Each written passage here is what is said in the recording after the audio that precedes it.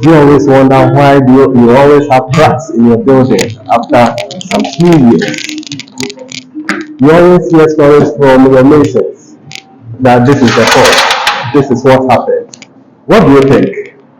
So in our videos, we are going to talk about most things that we need to take into consideration when we are building. Things that you do not have to do. Things that you need to know before starting your project. So the SUS Company Limited is here to give us such education information. Kindly stay tuned, subscribe to our channel so that we feed you with such information. Thank you. So viewers, join me as I meet with the team, the experts, the engineers to discuss about things that we do not have to do when building. So stay tuned.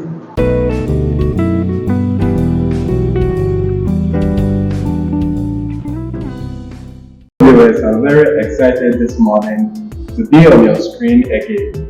Once again, as you know the name already, my name is Isaac.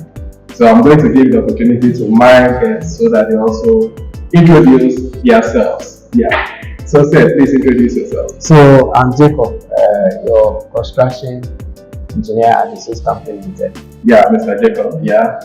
Moses Steven, also an engineer. Good. Good. So once again, welcome guys. Yeah.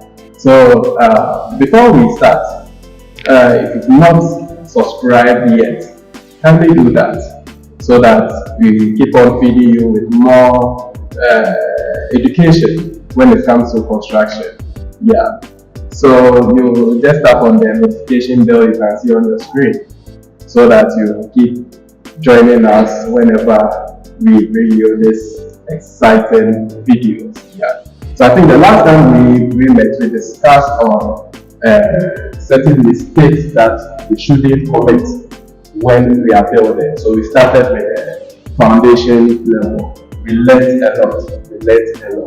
So Mr. Steven, today what are we looking at? We are continuing with the same issues regarding things that we don't need to do when doing. The last time we spoke about the foundation up to footing level. Yes. But today we'll be treating from the footing level up to maybe the floor, which is the superstructure.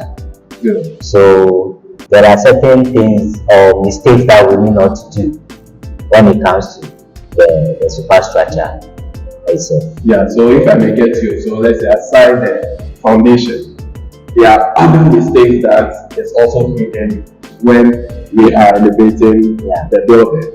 Right. Yeah. Oh, okay. All right. So please, let's list the points. What are some of them? Okay. Some of them are unplumbed block work. Unplumbed block work. Yes. When you don't plumb your block work, it affects a lot. Okay. And also poor workmanship. All right. Yeah. We also look at insufficient cement. Maybe if the cement content is not enough, the ratio is low, and in your mix, it also affects. And also, your formwork, you need to brace your formwork very well in a way to not exactly. Yeah. So viewers, I think it's getting more and more exciting. Yes, as you can see. Yeah, so just relax in your sofa chair so that we just feed you with this information. We don't want you to commit certain mistakes that others do. Once in a while you hear that the building has collapsed. I think it's happening now, right, Mr. Steven? Yeah, it's happening day in, day out. Yeah, building collapsing and all those stuff. We don't want you to be a victim of this. So please stay tuned whilst we are giving thorough explanation when it comes to these things. Yeah. So Mr. Steven, let's start with the unplumbed work. Okay. Yeah, educate us.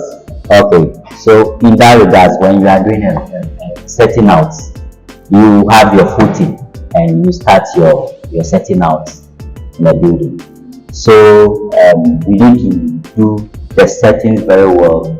All your settings should be in alignment the required from your drawing, your ground floor.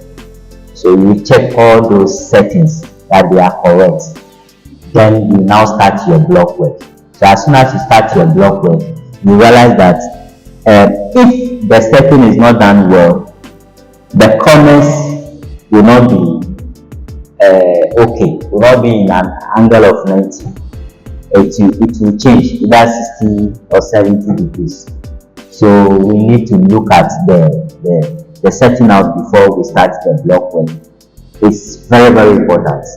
So when laying the block, because you've taken the person from a roadside or a near Messi come and do the job for you, and there is no one checking on that particular machine. So what he will do is that, because it's block work is block work, he will start this block work. Sometimes they don't even have a split level to be checking and plumbing. They don't have any straight edge to be checking the diagonal dimension, lines or diagonal alignment to know whether the block work they are doing are correct. Yeah. So they only go ahead. There is no engineer checking it. He is the engineer, he is the contractor, he is the mason, even the steel bender, the plumber at the same time, one person. So when it happens like this, a lot of mistakes do come in this. So we need to look at the block work very well, that the block work is in a good alignment, right? It will not affect, because when it happens this way, when you are doing plastering, it affects the plastering because the block work is not correct. So you have to do more of plastering. The thickness will be more, 3 inches, 4 inches block plastering. And also when you are doing your tiling, let's assume you want to lay 600 by 600 tiling in your size of tiles in the room. When you start the finishing, because the block work is not correct, it's not in alignment, the 600 by 600, as you start from one particular corner, before you reach the other end, you have reduced it to reduce that 600 by 600 to 400 or 600 by 500. So those are the things that we need to look at when trying to lay block on the superstructure. Yeah. So, for the sake of our viewers, let's say we are a layperson, or let's say I'm a layperson. I don't know anything about what you are saying, but I've given the contract to one roadside person to do the laying of the blocks. Yeah. So how will I be able to know that what he is doing is not correct? So let me figure out from there. So that is why, first of all, you need to engage the professionals. Yeah. I think that is even the main reasons why we are here to educate them. So you need to engage the professionals to do so for you. You can't just say you are going to do a building and bounce into anybody at all that you think can also just lay block, and you ended up giving that contract to the person. You must, at the end of the day, going to incur more cost. Maybe the person is my family member. So that is where we got it wrong. Okay. Yes, we got it wrong in that aspect. You need to engage the professionals to do what you want to do. Yeah, that's basically the answer to your question. So, okay. Okay. But I want to be more convinced. Now, let's say you are not around. Okay. Or the engineer is not around. They are laying the blocks. I can see that they are laying the blocks. Yeah. And how will I be able to know that what they are doing is correct? But we are saying we are not a professional. How will we be able to know? Unless you have that technical incline, if you are not technically inclined, you will not be able to know the blocks that the mason or the mason is laying is correct or is incorrect. you are not technically inclined, you will not be able to know. You will definitely find it difficult to get Yes. to know that. Oh, okay. For now, you think he's doing a good job. Good job. He's doing a good job. But when it comes to finishing, that is when you get to know. Oh, okay. Yes. Yeah. When it comes to finishing, not today that he's laying the block, oh. Today that he finished laying the block, oh. Today that you are going to do roofing. No. But when it's time for finishing, plastering, styling, any other things involved, that is when you get to know that no, this block work is not correct. Okay. Yeah. Okay. So, how about the nature of the blocks? When I'm laying, so the last one, in our last video, we realized that, you advised that it will be very prudent when you use the query dash block. When we When we finish. are, yes, when we are starting our foundation. Should we still continue with the query dash block? Yes, it depend on the area that you are living. Maybe you are in a village whereby you hardly find access or have access to the paragraphs. You can use the normal sound, but the ratio should be well maintained so that you get a very good quality block. So when some people use 1 bag of cement to mold about 50 bags of mold about 50 blocks, which is bad. So some of the block, when you use your fingers, you scratch on it, you realize that the block look powdery, Full of sand. full of sand. So meaning that cement content is not enough. So when buying the block, you need to check on that. But we always do our own molding on the blocks. We have block factory that we mold the block itself. So the contents or the quality is high. And also regards when you are cutting the block or when you lay the block and then you are coming to do electrical works to fix in pipes and you are cutting the block. We don't use cutting bits machine. You find it difficult to cut it. Yeah. That makes it to be a high quality. Yeah, so viewers, I think Mr. Stephen and Mr. Jacob have given us a clue. So if you want to get yourself a block, just try to do yourself this little examination. Yeah, just practice and see if you are going to fill that boundary space. Or you can also excuse the person you raise then the way if it's cut out with pieces, then you know that block is also not. Okay. Yeah. So this free consultation. Yeah. So that's how to There are other places that you also do. Okay. All right. Yeah. I think we are good with the block side. You do mention of poor workmanship. Yeah. Yeah. How does it affect?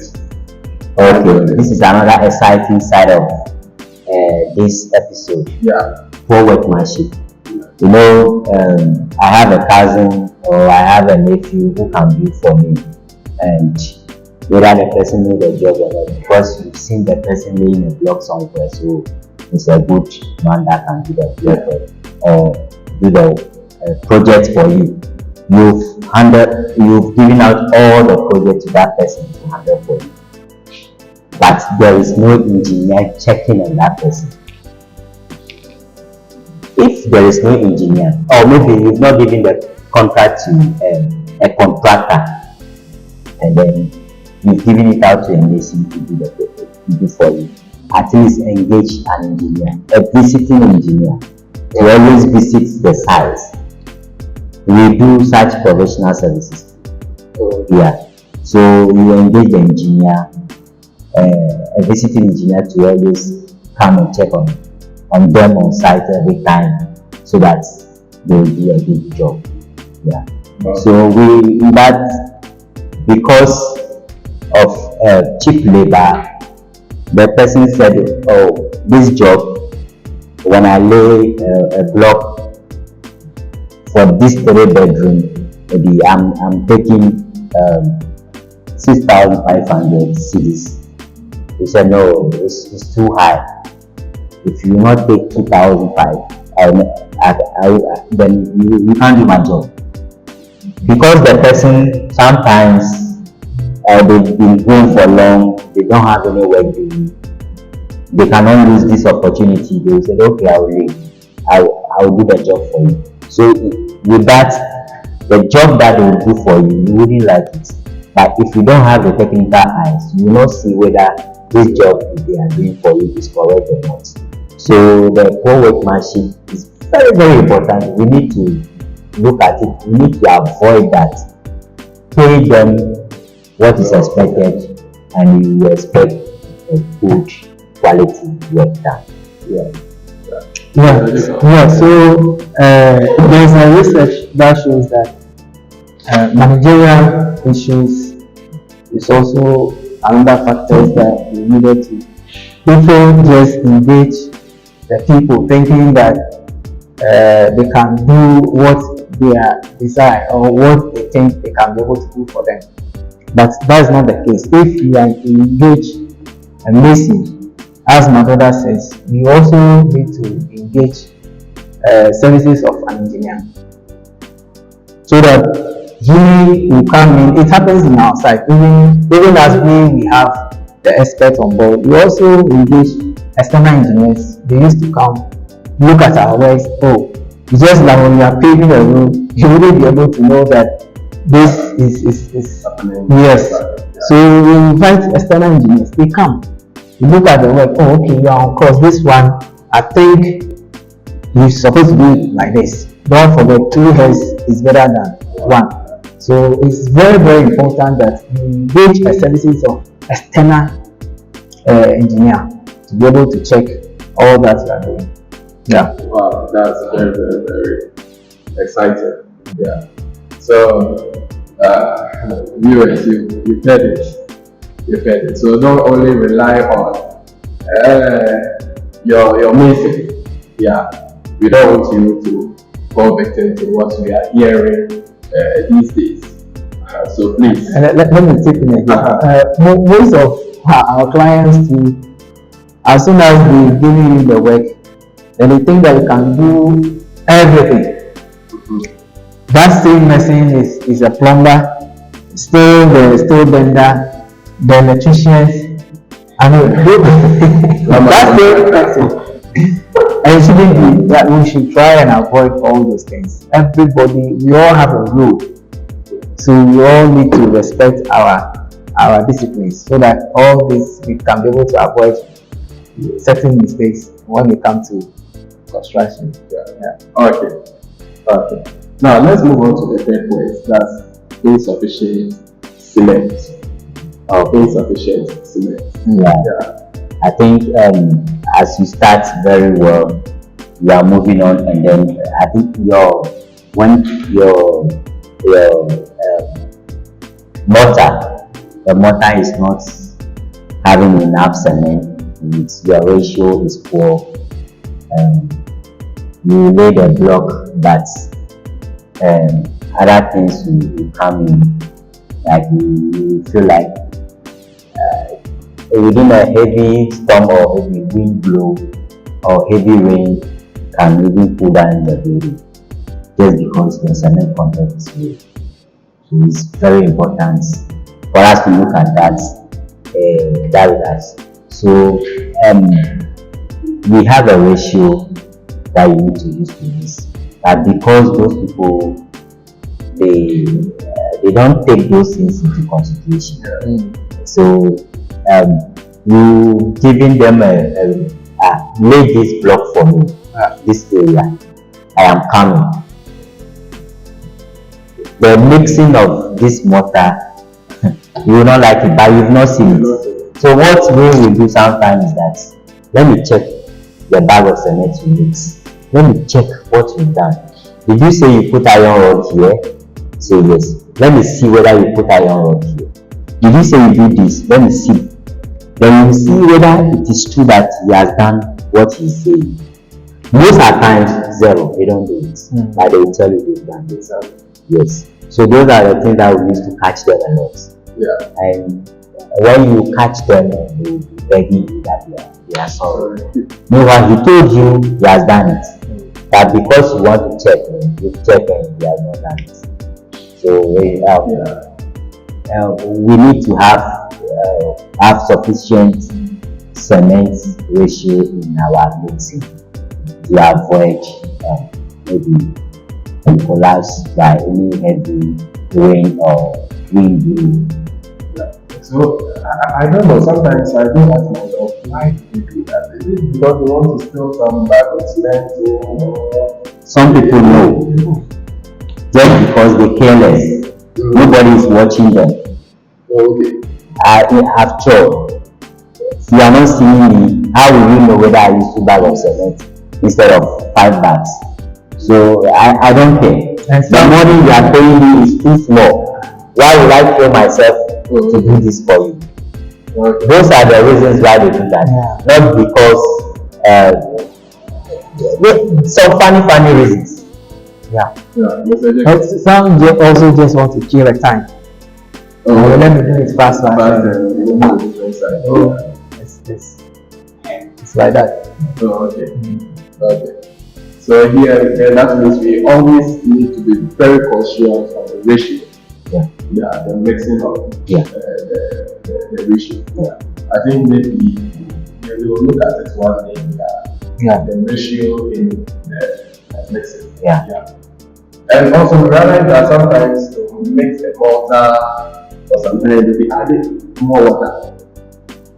Does it affect the strength of the mortar? Definitely, because the mortar is getting setting already. So as it's setting, it's drying. And now that you've come over 4 hours, now you've come to fetch it to go and use the blade or to do your screening or blasting. That is that it's getting set already. So for you to have us or fetch it to go and use, you need to give more reinforcement. You need to reinforce it more, adding more of cement, mixing it with the cement powder to strengthen it back for you. So does it mean that the normal way is that after you having your mortar, you just use it? Yes, mix it within 1 hour to 2 hours. You must make sure you finish it. Because after 2 hours, you start setting. Because some of them are rapid drying. So within 1 hour, you start 30 minutes, you start setting. So it depends on the type you buy in the market for your project on a particular work. Alright. I think let's quickly move to our last point. Our last point, that's the form works. So yes. What is it about? With the form, before you come to the form work, after setting your iron rods in a column, put it in alignment, setting it well. Then you now move to form work. Okay. So you did mention of column. Is it the same as what we usually say pillar? Yes. It's the same. So that's the right word. That's the technical. So when you set your iron rod in a column very well, then in your form work, get a very good board by either plywood, 3/4 plywood, or power board or marine board. So after putting it together, make sure your bracing, your props, hold it very well. Because concrete is too powerful. Hold it very well so that when pouring the concrete without pressure, it will not open the formwork. When it opens the formwork, a lot happens. So make sure you fix the props very well. Whether wooden props or metal props, make sure you fix it in a very good angle to hold it from bottom to top. Hold it very well to make it stronger. So after removing your formwork, you realize that it's having a very good shape. Your concrete work in the column is having a very good shape. And also your lintel to make sure you do the brazing on the lintel very well, and then you continue with the block work to reach the flow level. Mr. Jacob, do you have something for us? Oh, Stephen has said it all. In this case, it's very crucial when you are doing this homework. Okay. As Stephen says, you need to, do your brazings very, very, very well. Other than that, you might end up causing yourself harm. So that's okay. Yeah. Okay. So when setting up, okay, let's see. Is it advisable to set up the column frame before laying the blocks, or you can still lay the blocks and later on put in your columns? The two ways are correct. Correct. But it depends on how you treat it. Okay. When you fix your column first before coming to lay the block, there are certain measures you put in place to make sure the block work is bonding with the column, the existing column. Yes. Okay. That is, you drill in iron rod or concrete nail to hold it together. And then when it's time for plastering, you have to put mesh at those joints so that it will not, your concrete and block it doesn't like meeting together, so it will open or it will expand anytime. So it depends, both sides are okay, but it depends on the one you are choosing, how you treat it. Yes. But for more advice, you can come to This Company Limited. Yeah. Anytime you have a project, maybe you realize your mason that you engage or the so-called contractor that you engage is not doing a good job for you. We are ready. You can call on us. We will come and sort things out for you, make it more professional for you. It's good to deal with someone having a good track record, a good background in construction. Yeah. So viewers, wherever you are, any part of the world, with your project, come to This Company Limited. If you are yet to design, come to us, we will design for you. We have the architecture and the structure and the services team to design for you, and then give you a very good, moderate quotation. Then we start from there. Yeah. So viewers, as you've heard it from contractors, I mean, first of all, we need to appreciate your efforts and comments, your views and everything. We really appreciate that. Yeah. Day in, day out, we keep on feeding you with such educational information when it comes to building. Yeah. So we don't want you to fall victim in any of these things, because at the end of the day, we are going to lose money. We are going to lose money. So kindly follow us, kindly subscribe, so that day in, day out, we'll just create some sort of awareness for you, so that you will not do an unpardoned mistakes. Yeah, so that you will not lose your money. Yeah, so always stay tuned. So please subscribe to the channel, and we'll keep on sorting you out. So until then, we say bye bye. Right. All right.